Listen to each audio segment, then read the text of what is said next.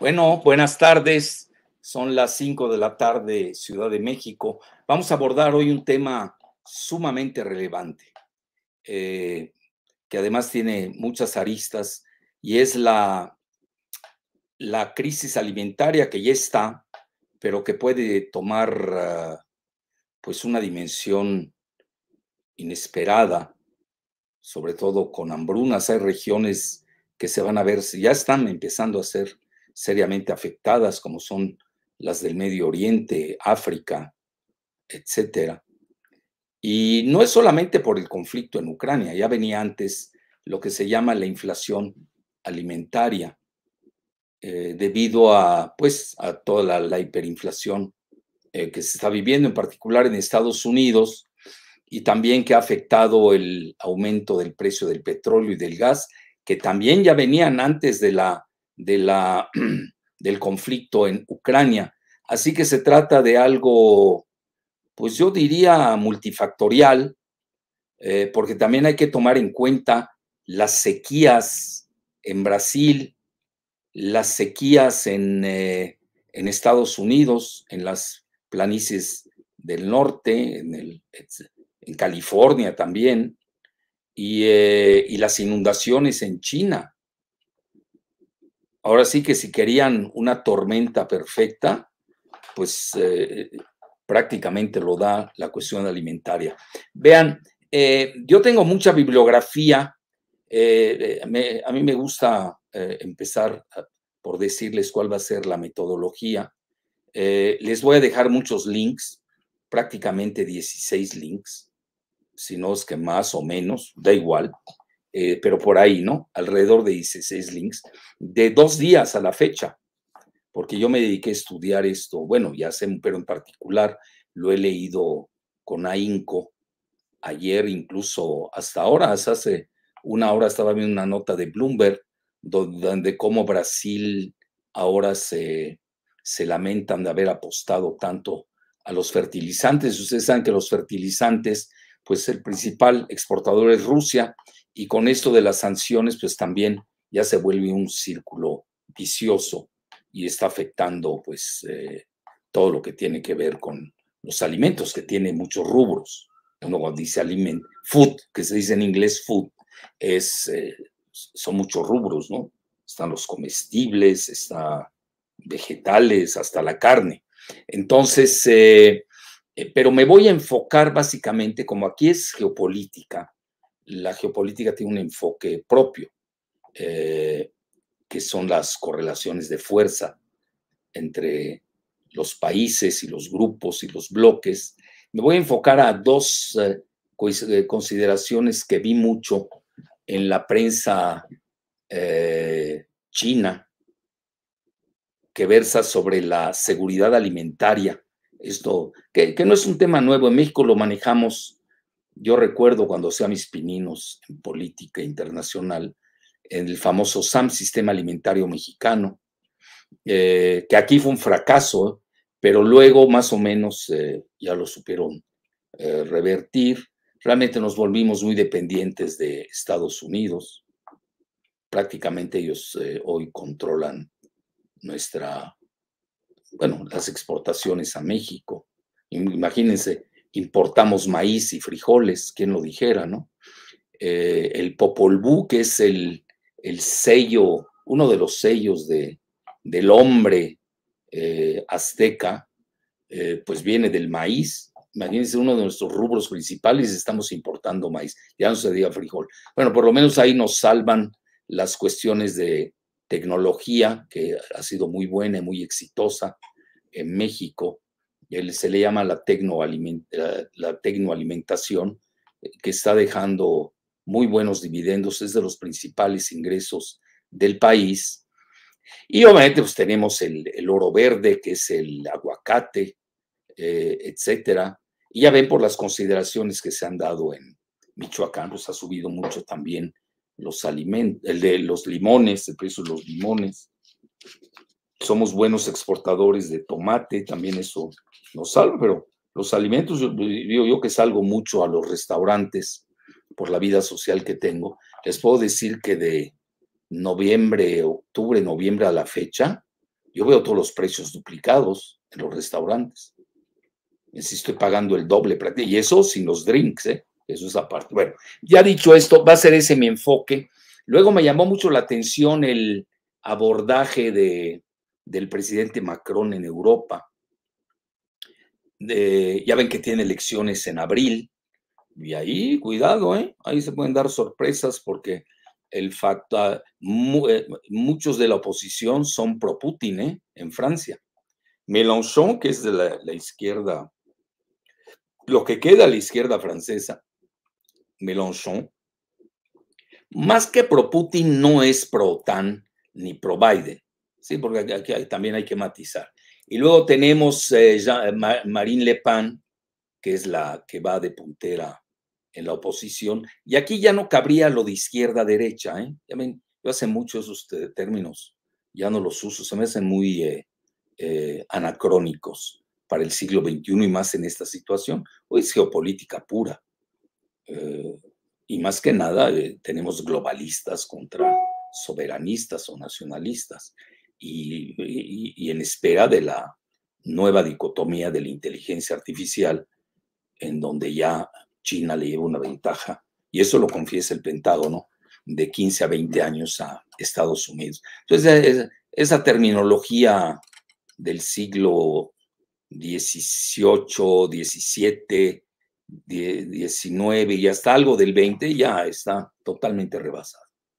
Entonces, dejémoslo ahí en el abordaje de este radar es eminentemente geopolítico, y me llamó mucho la atención que Macron, que recuerden ustedes, él fue funcionario de la banca Rothschild o Rothschild, como lo quieran pronunciar, si lo pronuncian en alemán o en inglés estadounidense, porque los británicos lo pronuncian diferente, pues él fue empleado de la banca Rothschild.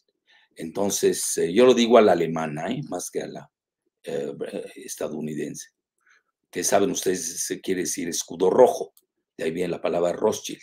Entonces, y él habla de la independencia alimentaria, me llamó mucho la atención. Otros están hablando de la autarquía alimentaria, que no es fácil. Entonces ya los países ya están pensando en no ser dependientes de los demás, porque hay grandes potencias alimentarias, hay que reconocerlo. Estados Unidos es una de ellas, aunque importe de Canadá y de México, pero en sí el Middle West estadounidense, a mí me tocó muchas veces ir a visitarlo. Me acuerdo cuando yo llegaba, pues los farmers de Estados Unidos, pues llegan en avión privado. Pues, no es un juego. Estados Unidos es una superpotencia alimentaria, además subsidiada. Recuerdo perfecto, en la época de Baby Bush les dieron un subsidio de $1 trillón o billones en español, eso nada más sirve para confundir, que serían 1 millón de millones. Bueno, faltaron ahí $10,000, creo, no sé. Pero realmente fue un subsidio, entonces ha sido un mega negocio. Incluso China tiene como ejemplo tomar al ABCD, así les llama, o el ABC, como ejemplo, que es el oligopolio alimentario a nivel planetario. Yo escribí mucho al respecto hace 20 años, pero veo que tengo que recuperar mis apuntes y no ha cambiado, Lo del ABCD de Estados Unidos, siguen dominando el mercado. Bueno, ahorita recuerdo el ABC, entre ellos está Bunge de Argentina, la B, está Cargill, que es de Estados Unidos, y ahorita a ver de que me acuerde de los otros dos, pero los chinos incluso hablan de eso, el ABCD, que quieren imitar para tener influencia a nivel mundial. Bueno, entonces, más o menos ese va a ser el abordaje.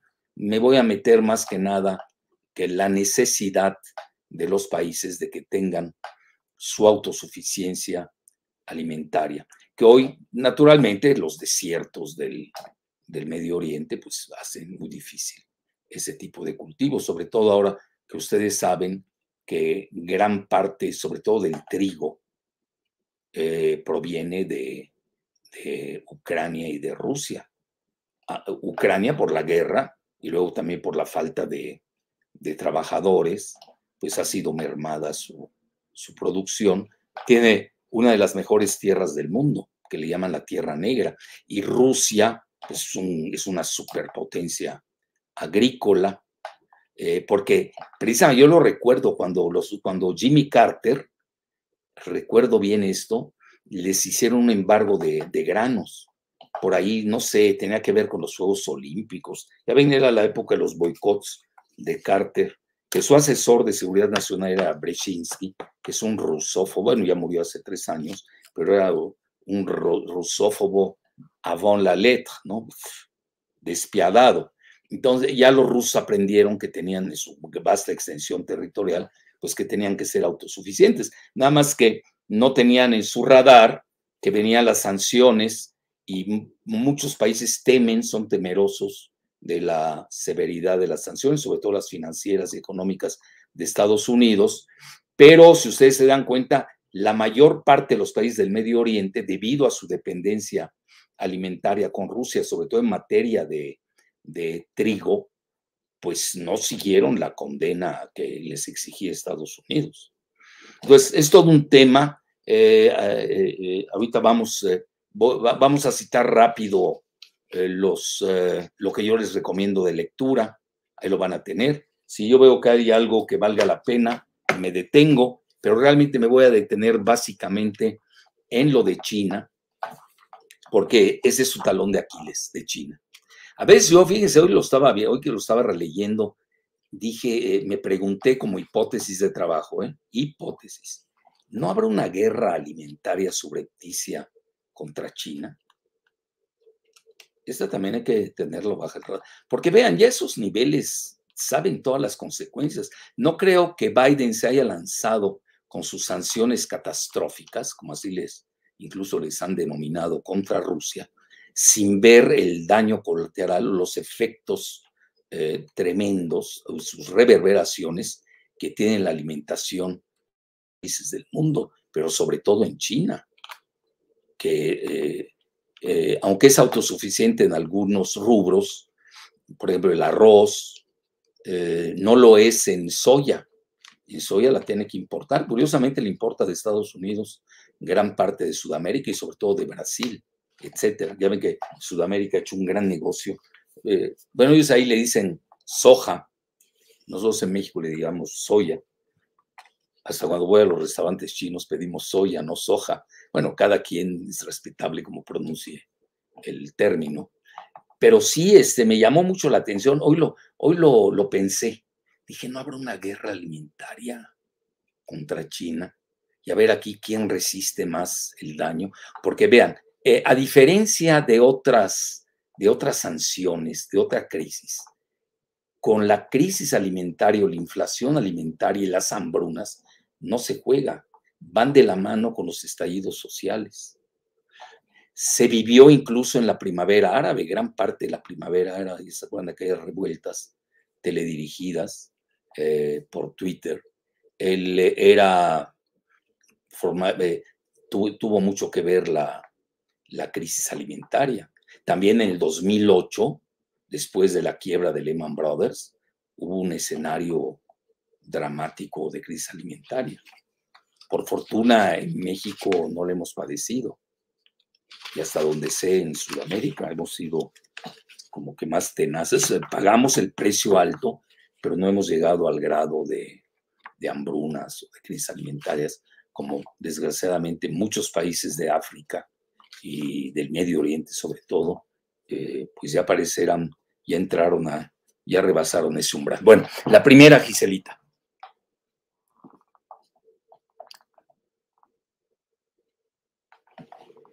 Bueno, sí, bueno, vean, este es del Wall Street Journal, es de ayer, curiosamente, y ya lo dice, la guerra en Ucrania. Aquellos que quieran ahondar, aprovechen, tienen el link. Pues ya está golpeando el abasto global de la alimentación. sobre todo por la carestía de combustibles, de fertilizantes y de trabajadores. Pues no están ahí, los trabajadores se han ido. Bueno, ahí obviamente le echan la culpa a Rusia, si no, no sería el Wall Street Journal. Entonces, pues lo que va a hacer es de que esto está impactando a nivel mundial. A ver, ya ven, los precios han aumentado mucho. Por ejemplo, los futuros del grano, estoy leyendo ahí lo importante, están arriba 42%, el del maíz, perdón, trigo, 27%. Hay países que no tienen dinero para pagarlo. Por ejemplo, una consideración que se da mucho en todo lo que he estado leyendo es que China está comprando mucho de gran tipo de granos, pues para no caer en carencias, ¿no? Etcétera. Y vean, por ejemplo, aquí hay un dato muy interesante, dice, Ucrania produce el 10% de las exportaciones de trigo a nivel mundial, 14% del maíz y la mitad del aceite del tornasol. Entonces, Ucrania es la cuarta y quinta mayor exportadora de maíz y de trigo. Y el 85% de su cosecha, pues pasan por el mar, nada menos por el Mar Negro, ¿no? Etcétera. Bueno, ahí tienen, yo creo que son datos importantes. La siguiente, Giselita. Bueno, vean, esto es importante también. 41 millones de hectáreas de tierra agrícola cubre el 70% de Ucrania. Ucrania es el granero de Europa, sobre todo de la parte occidental, y la agricultura es la mayor parte de su economía, a grado tal que representa el 14% de su Producto Interno Bruto. Bueno, ya la siguiente, ese es el New York Times, va en el mismo tenor, lo igual, nada más que aquí van más lejos, y aquí este autor, Jack Nickas, llega, vean, es de ayer, curiosamente, ya amenaza con tener hambrunas. Bueno, la siguiente, Giselita. Y ya sabe, todo esto se ha combinado con la crisis de la cadena de abastos, con la pandemia, con el alza de los combustibles y luego, pues, el conflicto en Ucrania, pero realmente es multifactorial. Bueno, la siguiente, Giselita. Entonces, aquí sí hablan abiertamente de una cascada de repercusiones. Y hay un autor que me llamó la atención, director ejecutivo del World Food Program, que se llama David Beasley. Bueno, este es mega catastrofista, porque dice, Ucrania solo mezcló una catástrofe sobre otra catástrofe. Y dice, no existe un precedente a esta situación desde la Segunda Guerra Mundial. Entonces, para que vean ustedes la dimensión de lo que estamos hablando. Y habla también de las inundaciones de China, etcétera. Y ahí va la cuestión de la hambruna, que hay que tomarla en cuenta. Ya aumentó la hambruna durante la pandemia 18%. Pero ahora también está aumentando mucho más. Fíjense, había llegado la hambruna antes de esta crisis hasta 811 millones. Bueno, hay muchos países, ya mejor se los digo así, bueno, y para no variar, Afganistán, y ahí se imaginarán ustedes, ya de por sí que tiene una grave crisis humanitaria después de la salida abrupta del ejército de Estados Unidos, y hoy 23 millones de afganos, la mitad de su población, lo dice el New York Times, pues no tienen ni dinero ni tienen para comer. ¿Qué van a hacer con 23 millones en Afganistán? Ahora sí que les llovió sobre mojado. Bueno, ahí tienen. Vamos a otra, Giselita. Bueno, aquí también comenta que Brasil, el mayor productor de soya o soja, compra la mitad de la potasa o potash en inglés, que es el fertilizante, de Rusia y Bielorrusia. Ya Bielorrusia ya la había Estados Unidos sancionado, entonces tenía dificultades en exportar. Entonces, para que vean que ha ido en escalada y en cascada la crisis alimentaria. Bueno, ahí tienen ustedes el dato. Ya esta es la FAO, eso es de Global Times de China. La FAO, que tiene su sede en Roma, ya habla de una grave crisis alimentaria. A ver, déjenme ver si tiene algo así que llame la atención. Pues no, es eso. Bueno, la siguiente, Giselita, otro dato. Este es importante porque este es desde el punto de vista estadounidense y es el Washington Post, que ustedes saben, es mega oficialista. Entonces, y esa es la opinión, nada más que esta opinión la da el consejo editorial. Y la primera opinión que dan es de que no cometer los errores del 2008, donde ahí, ustedes saben, hubieron restricciones para las exportaciones. Dice todo lo contrario, hay que ayudar a los organismos internacionales y básicamente ya renunciar a estar usando muchas cosechas para el uso del etanol. Eso es lo que más que nada me queda de esta opinión. La siguiente, Giselita. ¿Cuál tienes? ¿Cuál es esta? Bueno, sí, a este sí le dediqué más tiempo. A ver, y ahí ese es del South China Morning Post. Ustedes saben que es de Alibaba, está en Hong Kong, propiedad de Jack Ma. Entonces, todos van a lo mismo, los precios de los fertilizantes subieron mucho, ¿eh? Entonces, no solo para las plantaciones, sino también ha mermado los ingresos de los granjeros en China. Y también, vean, esto es importante, ¿eh? China, que elevó la seguridad alimentaria como prioridad económica, es ampliamente autosuficiente en general, como con granos tipo wheat, que es trigo y arroz, pero depende mucho de las importaciones de fertilizantes. Pues ya ven ustedes de Rusia y Bielorrusia. La siguiente, Giselita, nos vamos a seguir ahí. Ese es muy importante, vea. Entonces ahí tienen ustedes, ya es una prioridad económica, está en alta alerta por las amenazas a su seguridad alimentaria.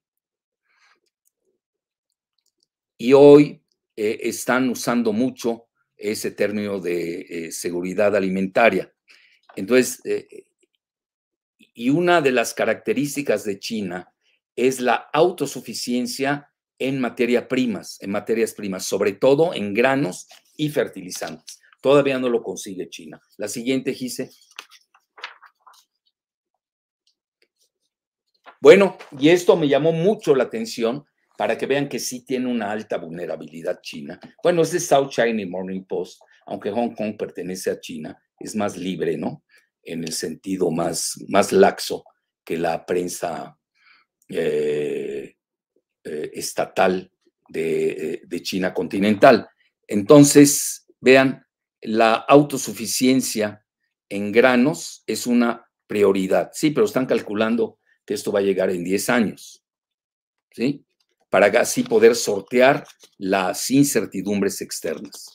Como que los países están yendo, bueno, ya China, yo lo recuerdo muy bien con el 2025, el 2025, tiende a la autarquía, pero no lo hicieron así en materia de alimentos. Bueno, no es fácil nutrir a 1.400 millones. La siguiente. Por eso yo pienso muchas veces que a veces se generan crisis alimentarias o guerras alimentarias que no se atreven a decir su nombre. A ver, está las 5 mayores preocupaciones, desde la pérdida de tierra fértil hasta la caída de producción de soya. Entonces, está buscando China una irrupción en la biotecnología y en la producción de semillas. Y también intenta asegurarse de pues tierra arable, ¿no? Precisamente para mejorar y tener mayor cantidad de alimentos. En una ocasión, y esa me llamó mucho la atención, China estaba comprando muchos terrenos en el mundo, en África, en Sudamérica, y para producir, pues, los granos que le convenían y luego exportárselos, autoexportárselos. Y eso como que causó, levantó sensibilidades, incluso un alto funcionario comenta de que no lo deben hacer, que sería un error intentar o estar alquilando tierras para precisamente producir su alimentación. Para China es la mayor de la máxima seguridad nacional. Entonces, vean, ya en el mandarín Xi, hace 2 años o año y medio, había dado instrucciones inusuales. Dice, no dilapiden los alimentos, que ya luego se volvió una campaña nacional.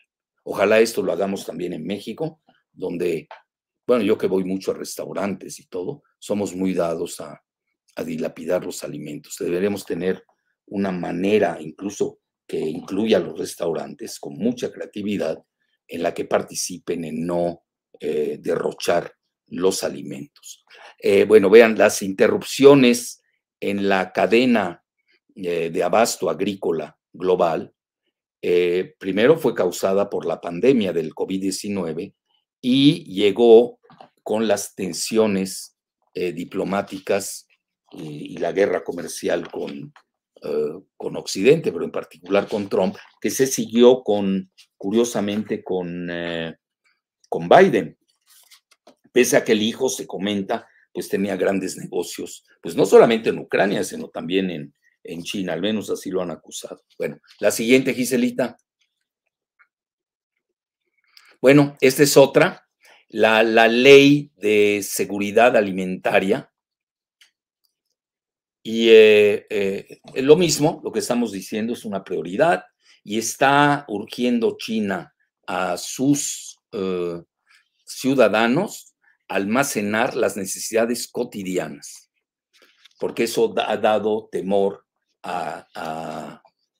pues a carencia alimentaria, imagínense. Y ahí vamos a seguir enumerando las 5 preocupaciones de China. La siguiente, Gise. Bueno, la primera, ahí está, nada más se los digo así rápido, declinó la producción de soya y la producción de, bueno, todo lo que tiene que ver con aceite que proviene de los granos. Y dice, China consume más del 80% de soya. Bueno, el 80% es importado, etcétera. Les ha ido bien con el arroz y con el trigo, pero no así con la soya, que además ustedes saben, pues, forma parte de la alimentación de la dieta nacional china, que aquí comenta que es el talón de Aquiles en la seguridad alimentaria nacional. Entonces aquí lo que comentan es de que una prioridad agrícola es hacer siembra de más de granos ya saben, de que donde se extraiga el petróleo, no el aceite, aquí es aceite más que, y también la soya, ¿ok? Entonces esto piensan en Beijing que los llevará a la autosuficiencia de 5 a 10 años. La siguiente. La segunda, la débil influencia en las cadenas de abasto de China. Eso es real.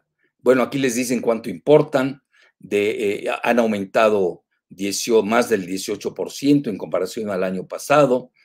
Y otra consideración, que es lo que les decía, el ABCD, este cártel oligopólico, que son los comerciantes de granos, que es ADM, luego Bunge, Cargill y Luis Dreyfus, hay que acordarse de Dreyfus, etcétera. Muchos de ellos que tienen fuerte presencia en Argentina.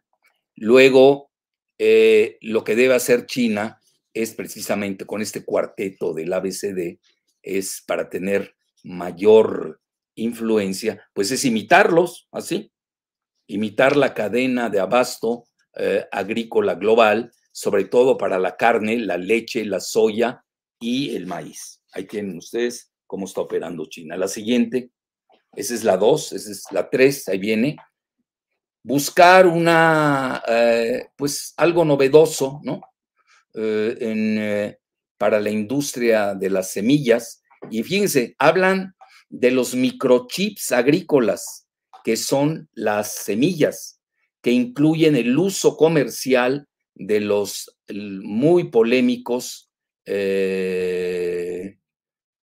pues, ¿cómo diríamos?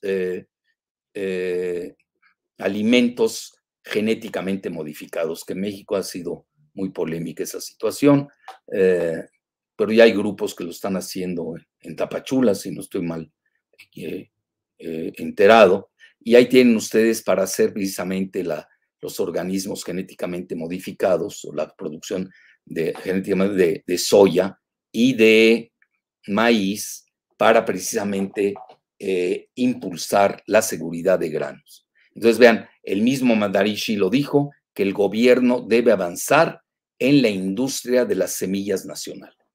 Y aquí hago la pregunta, ¿estamos pensando en eso en México? Ahí tenemos que nutrir a 122 millones o ya más, 124 millones de mexicanos. Y además tenemos a nuestros hermanos, que no sabemos cuántos son, allende la frontera, alrededor de 40 millones. Y aquí tenemos ya más de 95 millones de pobres. Pues hay que tener cuidado, porque eso sí forma parte de la seguridad nacional. Entonces, y otro plan que hubo, que es secreto, es la revitalización de la industria de las semillas. Eso lo hicieron el año pasado. Obviamente la versión plena no ha sido hecha pública. A mucha de esta cuestión alimentaria de China forma parte de secretos de Estado, porque naturalmente Estados Unidos sabe que ese es su talón de Aquiles. La siguiente. Vean la pérdida de tierra fértil. Hace 16 años China había esbozado una línea roja para tener una reserva de por lo menos 120 millones de hectáreas de tierra arable para la agricultura. Y ya el mismo rotativo Economic Daily, que está controlado por el Estado, advirtió que China se encuentra en riesgo de caer más abajo de su línea roja en los próximos 10 años, por las sequías. Y también inundaciones, se dan las 12. Fíjense lo que son las cosas.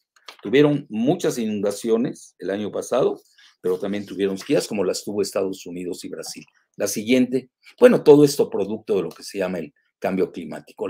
Y ya la quinta, bueno, eso ya es consabido, donde hay humanos, desgraciadamente siempre va a haber corrupción y sobre todo la pérdida de reservas estratégicas. Entonces, vean, China no revela todavía el tamaño total de sus reservas en granos, pero sí las tiene. Y aquí comenta cuánto pierde al año en millones de toneladas métricas, por lo menos 35 millones, debido a la pésimo almacenaje, a métodos de transporte inadecuados y también al procesamiento excesivo. La siguiente, Giselita. Sería bueno hacer nuestros 5 o 10, no sé cuántos sean en México, ver cómo está nuestra vulnerabilidad alimentaria. Bueno, luego ahí tiene el sistema de reservas de fertilizantes. El gobierno en julio de hace 2 años integró las reservas de fertilizantes al sistema para asegurar el abastecimiento de potasa o potash en inglés doméstico y reducir el impacto de los desastres, etcétera. Ahora, por ejemplo, empezó a liberar en estas fechas 3 millones de toneladas de reservas de nitrógeno, fósforo y fertilizantes compuestos para ayudar precisamente a todo lo que tiene que ver con el cultivo allá en China. Entonces, lo que les decía, China le urge a sus ciudadanos de almacenar sus necesidades cotidianas. La siguiente, yo creo que ahí acabábamos con esto de China.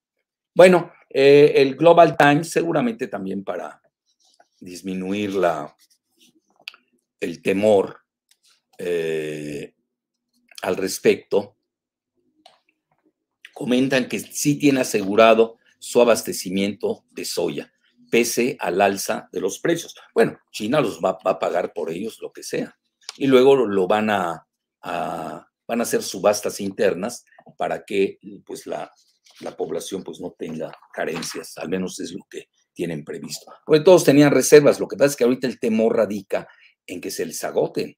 Mucho va a depender, hay escenarios que están haciendo, incluso en la FAO, en el FMI, en varios organismos internacionales, en la ONU, que está muy metida también en eso, tienen escenarios qué tanto va a durar el conflicto en Ucrania. Bueno, pero es parte de, y luego lo demás, todas las consecuencias previas. Bueno, la siguiente, no se pueden dejar de lado. Vean, y este me llamó mucho la atención, lo que dijo, comenta Macron, claro, de cara a la... Acuérdense que Francia también es un país altamente agrícola. Y es una potencia agrícola, incluso Francia, a nivel europeo. Entonces dicen, los próximos 12 a 18 meses puede haber una crisis en África y en el Medio Oriente. Y además eso lo temen porque puede llevar a mayor migración. Estamos en un circuito vicioso o en un círculo vicioso. La siguiente, Gise.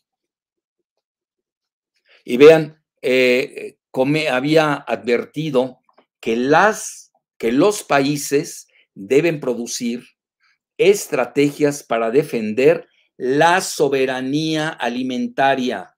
Ojalá que alguien me esté escuchando en México y me estén escuchando en Latinoamérica. Defender, una palabra que odian los neoliberales, ¿no? La soberanía alimentaria. Todo lo dejan al libre albedrío del mercado, que ni es libre ni es mercado. Ya vimos que es un cuarteto oligopólico, el ABCD. Ya saben, el ADM, el B Bunge, el C de Cargill y la D de Dreyfus. Y bueno, y aquí dice que el principal objetivo de su gobierno, sobre todo ahora de cara a su reelección, es asegurar la independencia alimentaria de Francia. Ojalá me estén escuchando desde el Río Bravo hasta la Patagonia. Dice, lo dijo, comentó esto Macron, que muchos países, sobre todo algunos países, ya lo indicó, Medio Oriente, bueno, el Líbano, ¿para qué les cuento? Líbano, que ya de por sí está prácticamente en la ruina, importan 70-80% del trigo de Ucrania y es el pan nacional y forma parte de la dieta nacional, el trigo. Entonces van a estar seriamente desestabilizados. Y obviamente Francia, que fue mandatario en Líbano, saben perfectamente que pues esto es una situación muy grave para el país de los cedros milenarios. Entonces dice, muchos países deben reevaluar las estrategias de producción para defender nuestra soberanía alimentaria. Lo dice un otrora neoliberal, funcionario de la banca Rothschild. Entonces, ya no se estén peleando en ese maniqueísmo absurdo de que si eres neoliberal o si eres soberanista, porque lo mismo se van a morir de hambre. Así que no se preocupe. La siguiente, pero me llama la atención que un neoliberal de la talla de Macron esté hablando de la soberanía alimentaria. Es un término, ya saben que es anatema para los neoliberales, que son muy reduccionistas y unifactoriales. No ven el whole picture, como se dice, no ven el panorama entero. Y vean, hoy es una nota precisamente, no, esta fue de ayer, del Financial Times, cómo está Europa viendo todos sus planes de alimentación sustentable, porque ahora, pues ahorita tienen problemas de importación de Ucrania. Están cambiando todo su plan, ¿se acuerdan? Muy bien, se los digo, resumo rápido, para irnos ya a la última, ya empezar con preguntas y respuestas. Estaban muy vinculados al tema de la energía verde, de reducir aquellos granos que tengan que ver con el mayor consumo de dióxido de carbono, incluso tenían un documento que se llamaba de From Food to Fork, de la alimentación al tenedor. Bueno, sonaba muy bonito en teoría, pero hoy, como muy bien lo dijo Macron, hay que reconocerlo, eso es antes de Ucrania. Después de Ucrania es otro. Yo le diría a Macron también que eso también es después del COVID-19, después del alza del gas, después del alza del petróleo, etcétera, de esa transición energética que tampoco la supieron hacer. Bueno, vámonos más rápido, Giselita, ya con las últimas. Del último Financial Times de hoy, precisamente. Ahí está, es el tema, aquellos que lo quieran ver, cómo se está manejando, cuál era la seguridad alimentaria para Europa, así se llama, Farm to Fork Strategy, la estrategia de la granja al tenedor. Ahí lo ven, ya no es muy viable, se están peleando adentro en la Unión Europea, porque hay países que lo van a padecer más que otros. Francia, Italia y España más o menos se están manejando de la misma forma. Bueno, vámonos más rápido, Gise, ya para ir al final. Bueno, este es de hoy, no, de ayer, hace 15 horas salió, y vean cómo ya empezaron los problemas en los países árabes conforme se van a la estratosfera los precios del trigo. Vean aquí el famoso, ya hasta se me hizo agua a la boca, el famoso pan árabe hecho con trigo. Y ahora que viene el Ramadán, que tienen que comer en la noche, no sé cómo lo van a hacer, realmente es... aparte de las 6 petromonarquías del Golfo Pérsico, que ellos pueden importar lo que quieran a nivel combustible, digo, alimentos, hay otros países árabes que no tienen, que importan energéticos y van a tener que importar alimentos. A ver qué solución creativa a nivel bloque puede operar la Liga Árabe, que tiene 22 países. La siguiente, Giselita. Y vámonos rápido a las gráficas y ya vean, esto es cómo subió, cómo se disparó el trigo. Ahí lo tienen, muy exponencialmente. La siguiente, pero vean, viene desde abajo, vean, yo lo estoy viendo bien, desde el 2000, desde el tercer trimestre del 2020 empezó a subir, vean, empezó a subir, tuvo un pico casi de 8 a mitad del año 21 y volvió a subir antes ya el año pasado, a finales del año pasado, ya había subido también, más allá de 8, estamos a 8.5, y ahora pues ya se disparó a más de 14 y anda oscilando alrededor de los 12. La siguiente. Bueno, y vean, aquí los que quieran ver cómo los países que son dependientes de las exportaciones del trigo de Ucrania, aquí lo hacen, vean, cuando es más ancho, quiere decir que esa es la cantidad que importan, pero en porcentaje ahí lo tienen de arriba del 0 hasta el 80%. Y vean, para variar, el Líbano, lo que les decía, importa el 80%, pero la cantidad es mínima, es de 119 millones de dólares, es lo que les cuesta, pero el Líbano ni los tiene hoy. Y compárelo con Egipto, que es el que importa más, en cantidad 690 millones de dólares, pero solamente importa 25% de Ucrania. Y así por el estilo, ahí lo pueden ir detallando. Nada más a ver, quiero ver, a ver si hay un país de Latinoamérica, ya que nosotros ya nos volvimos muy regionalistas. No, no veo, prácticamente es la región. Indonesia, que es un país islámico, pero está en el Océano Índico, Pacífico. Qatar, Moldova, muy cerca ahí de Ucrania, etc. Y los demás, Pakistán, Túnez, etc. Bueno, Etiopía, etc. La siguiente. Y este es en relación a Rusia. Igual, pueden usar la misma técnica. Vean cómo Mongolia prácticamente es dependiente, Armenia, Georgia, Kazajstán, Azerbaiyán, Nicaragua, me llamó la atención. Es el único país de Latinoamérica que veo. Congo y Cabo Verde, vean, prácticamente todos andan cerca de los 100%. Bueno, uno que es Cabo Verde andaría ¿en qué? En 75%, y así por el estilo. Vean Turquía. Entonces también se puede volver un arma la cuestión alimentaria, aunque suena así atroz, pero así es. Vean Egipto, cómo importa, le importa más de Rusia que de Ucrania. 1.627 millones.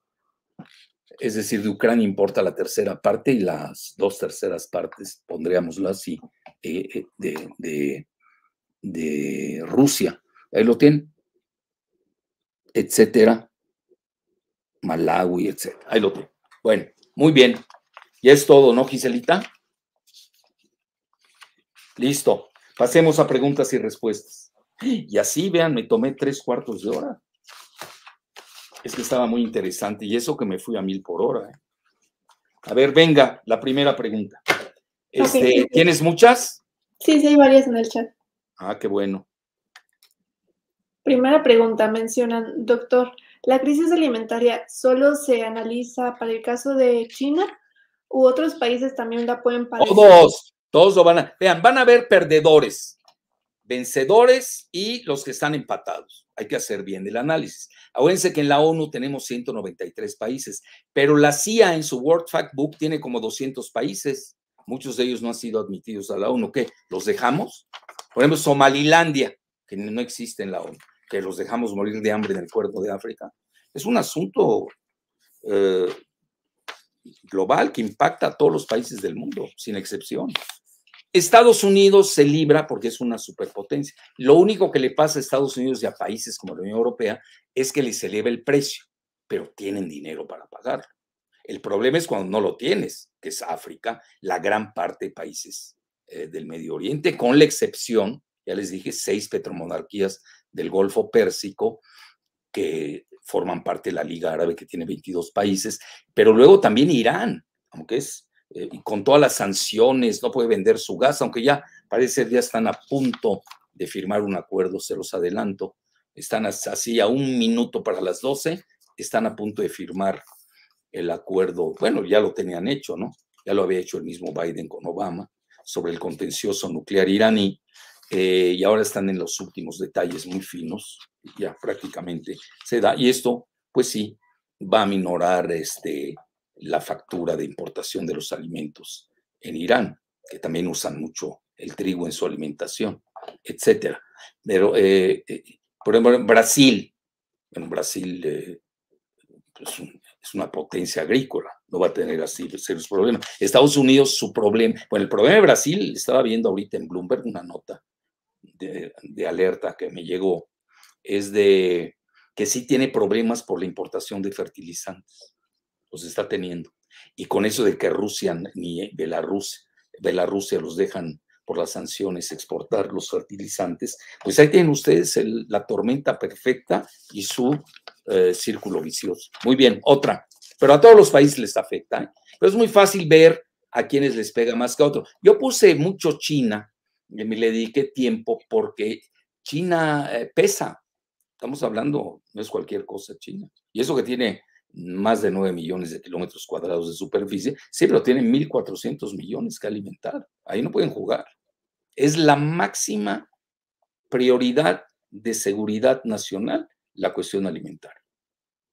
Muy bien, síguele, Gisela. Yo no sé en México cómo está eso. Vean, yo me quedé en la época de López Portillo con el sistema alimentario mexicano, que fue una vacilada. Había un tal Casio Caselli, Luis Caselli, no sé, tenía nombre de boxeador, Cassius Clay, no sé cómo se llamaba. De esos fantoches que hablan de más, pero que no hacen nada. La idea no era mala de López Portillo, curiosamente, la seguridad alimentaria, pero pues ya saben, su frivolidad, como todo. Inventó al Belandia, ya ve que quiere más frivolidad. Sí saben quién es el Belandia, ¿no? No voy a ser cruel y decir su nombre. Síguele, Gisela. Un megachayotero, el máximo megachayotero a México.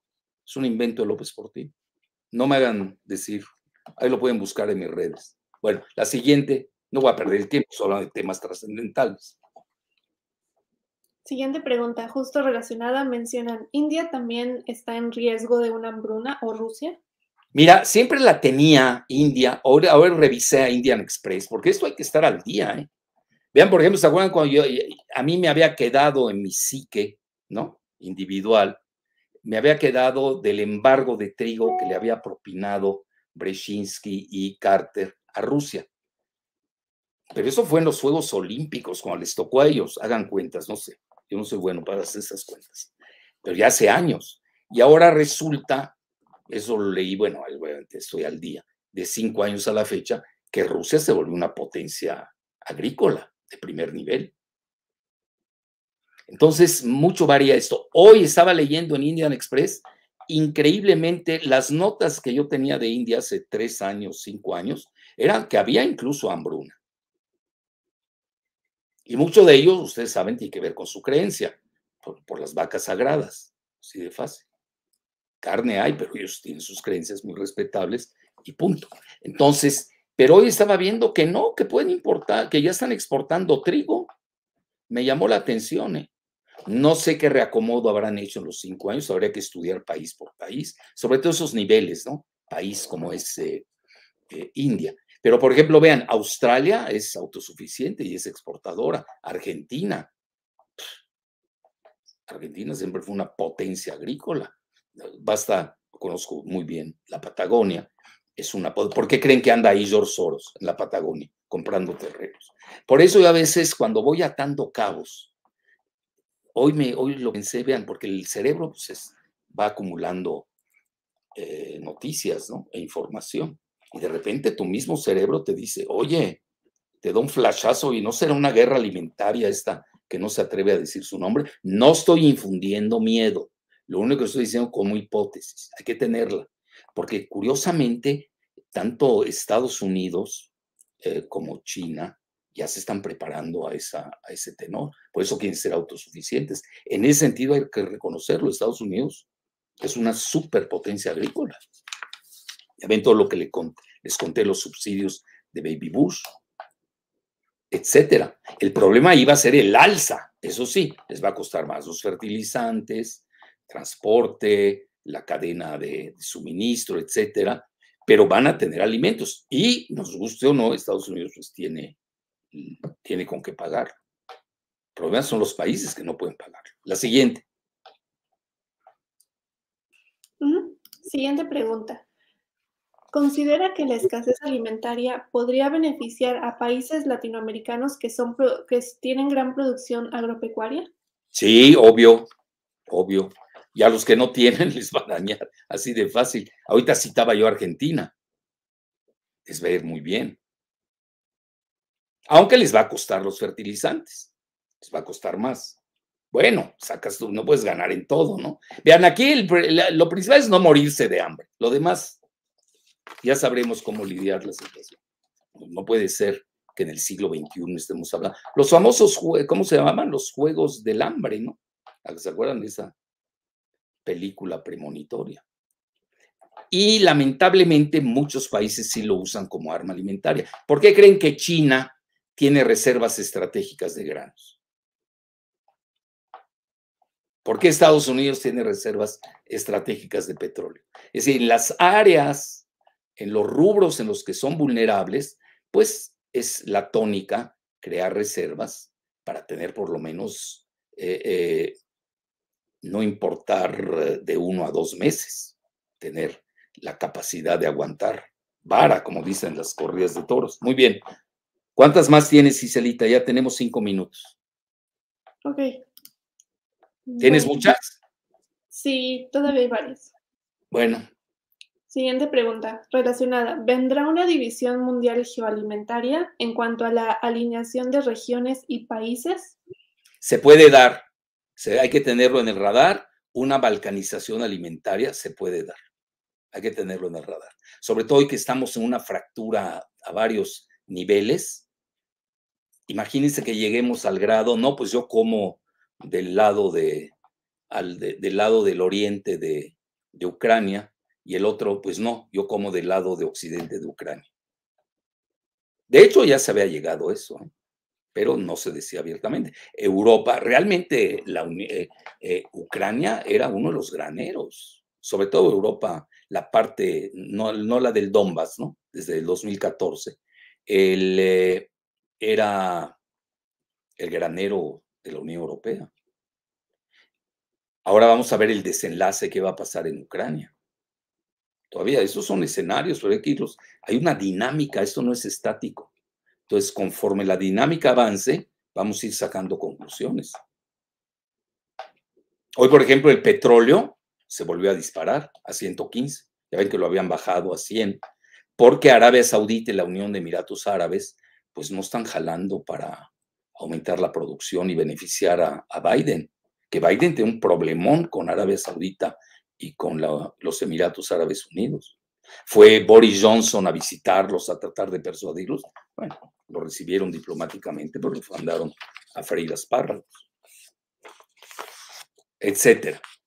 Muy bien. Bueno, Qatar ya hizo, y hablando de las petromonarquías del Golfo Pérsico, ya tiene un acuerdo de mediano plazo con Alemania. Sí, pero de aquí a que cierras tu acuerdo previo con el Nord Stream 2, el Nord Stream 1 con Rusia, te reabasteces, rehaces, pues a ver cómo pasan este invierno. Que además ahí que hay que reconocerlo, las sanciones han sido selectivas porque no han tocado todavía el petróleo y gas rusos. Alemania depende del, si no me equivoco, del gas 40% y del petróleo 30%. Y la Unión Europea está más o menos en este tenor. Francia no, porque Francia sí le apostó a la cuestión nuclear. Entonces, vean, aunque sea una consideración global, también hay que ver las especificidades propias de cada país. Como nosotros en México. Pues sí, nos va a ir bien con el petróleo, pero a ver, platícame cómo nos va a ir con la importación de gasolina. Importamos, si no me equivoco, más del 70%. ¿Cómo nos va a ir con la importación del gas? Más del 76%. Bueno, hay que sacar las cuentas.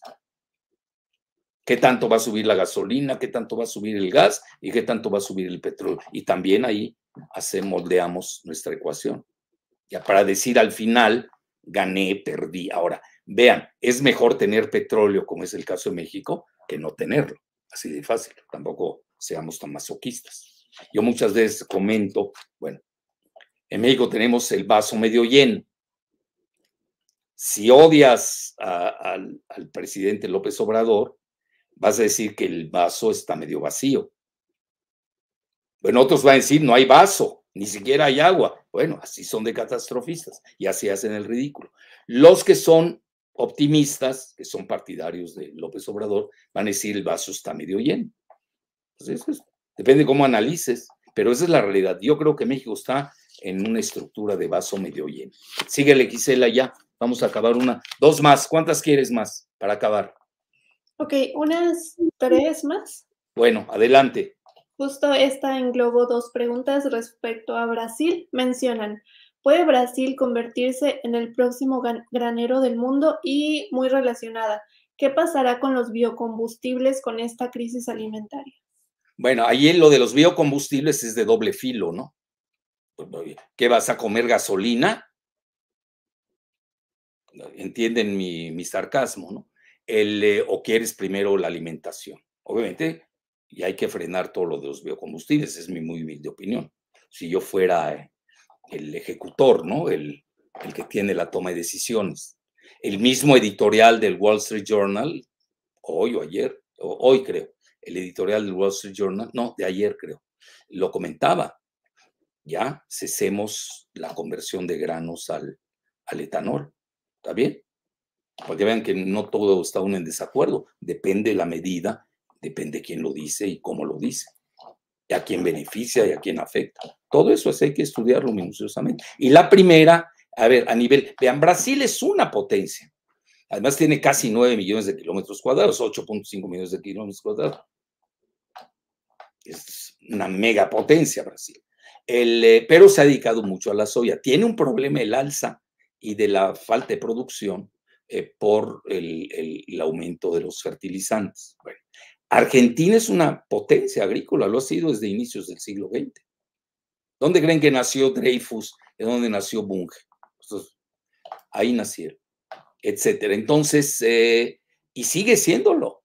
Nada más que Argentina, pues tiene otros problemas, ¿no? Ya los conoce. Tiene la soga que no la sueltan, o la espada de Damocles, lo voy a decir muy más elegante, de su deuda con el Fondo Monetario Internacional. Por eso China importa tanta soya de Sudamérica, sobre todo de Brasil, de Argentina, creo que hasta de otros países más, ¿no? No me he metido más en detalle, pero hasta ahí. Colombia no está tan mal, ¿eh? Y si lo estuviera, pues tiene la oportunidad, tiene terrenos, tierras muy fértiles.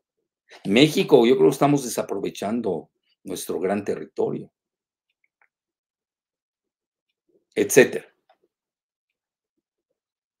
¿Cuál otra? ¿Ya? No, dos preguntas más. A ver. Mencionan, ¿va de la mano la crisis alimentaria con una crisis del agua? Bueno, yo siempre digo también, vean, The Economist había sacado la crisis del agua, va de la mano con la cuestión de la carne. La mayor parte del agua se la lleva el ganado, ergo no hay que comer carne, etcétera, etcétera. Bueno, obviamente están interrelacionadas. Alimentos, cuestión de petróleo, y los alimentos, dije alimentos, petróleo y agua. Los tres están imbricados. Hay que verlo. Sería un error nada más verlo en forma parcial. Yo lo vería en forma integrada, los tres. Sí, una más, ¿no? Sí. Bueno, esta última pregunta es muy recurrente en el chat. Mencionan, te doy dos para condensar. La primera, ¿qué tanto afectó a México el neoliberalismo referente al tema agrario? Y relacionada con esto. Bueno, la primera, nos volvimos importadores netos, que para mi juicio es un error. Si estás pensando en forma soberana e independiente, no quieres que exista México, ese es el mejor camino que hicieron los neoliberales. Ya acuérdense, yo soy de la idea de ser al máximo autosuficientes y hacer acuerdos win-win dentro del marco del TEMEC y en el marco de nuestra relación con Estados Unidos, donde tenemos 40 millones, que además nos proveen de los 6 ingresos que tenemos en México, 5 tienen que ver ellos. ¿Cómo los dejas afuera? Es decir, ya está la interdependencia, que no es tan fácil ya pensar en una independencia. Es decir, no estamos en 1810. Los neoliberales lo llevaron casi a sus últimas consecuencias. No privatizaron el aire y el agua porque no tuvieron tiempo, empezaron a privatizar el agua, tampoco los dejamos. Y el aire estuvieron a punto de hacerlo también. No, pues los neoliberales, lo que sea. Vean, hay una anécdota que yo siempre la cuento, porque además es real. Ahí luego se las diré con mayor, explicación, abundancia. En Estados Unidos el Pentágono llegó a tal grado de cotizar, plantearon eso, van a decir que es demencial. Bueno, yo no lo propuse, fue el Pentágono. Cotizar los atentados terroristas. Imagínense. Sí. Entran a un juego de privatizar todo y no los detienes. Todo lo va hasta, bueno, iba a decir una palabra fuerte. Mejor la dejo ahí. Iba a decir algo tremendo. Bueno, entonces, todo lo privatizan, porque ese es su modelo de negocios. No tienen creatividad, no tienen más que eso, no tienen mayor ciencia. Y luego se van al ROI, Return on Investment, maximizar al máximo los ingresos. Pues, ahí está, por eso tenemos el mundo de hoy así.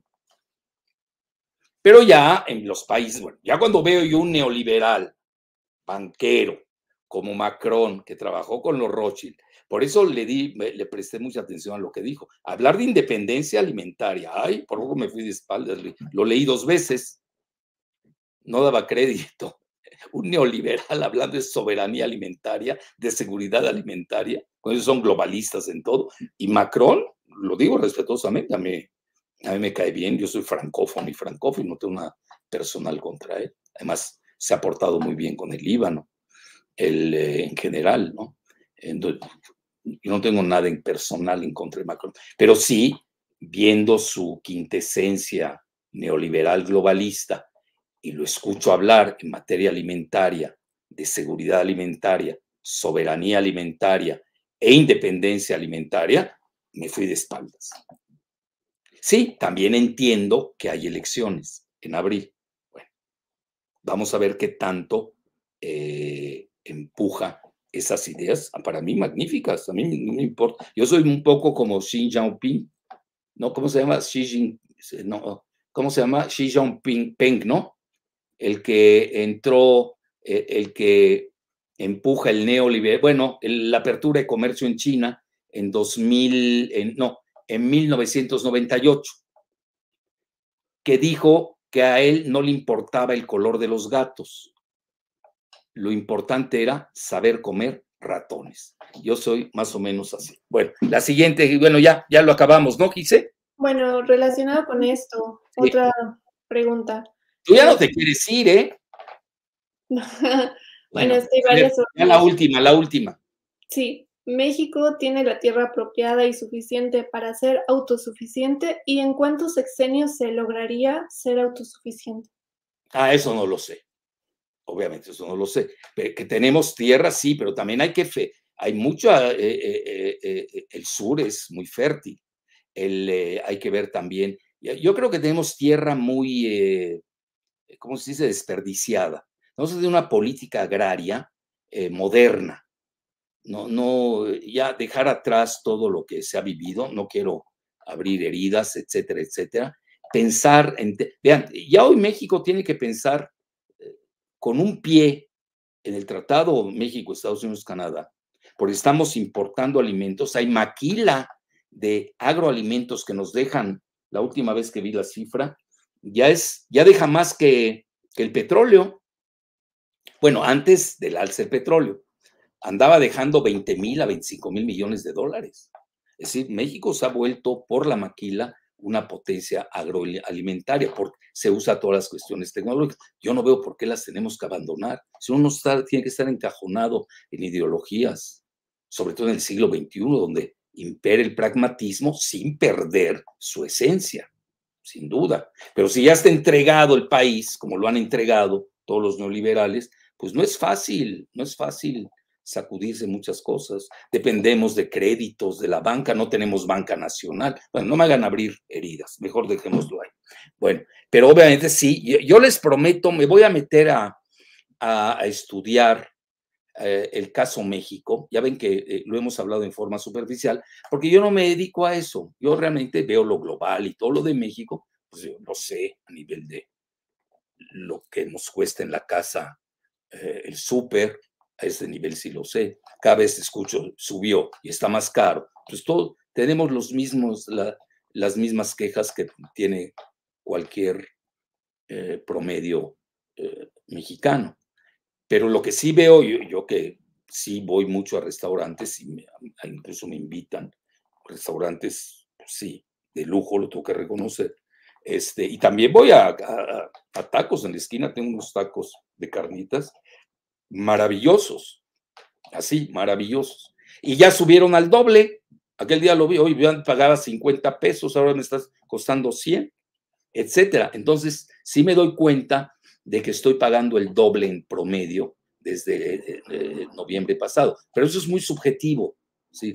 Ya cuando abordemos el tema alimentario en México, lo voy a hacer en forma creativa, dar ideas, ver cómo está el mapeo agrícola del país, dónde se está produciendo, etcétera. Y entonces, con mucho gusto, poder dar mi opinión. Pero así, lo único que les puedo decir es sobre México, estoy hablando, ojo de buen cubero, recordándome de aquel famoso sistema alimentario mexicano que sonaba muy bonito y que luego resultó, si no me equivoco, en un desastre. Tan es así que en el país del Popol Vuh, donde el ser humano emerge del maíz, importamos maíz. Es el colmo cosmogónico. Bueno, hasta la próxima, Giselita. Gracias a todos. Les agradezco.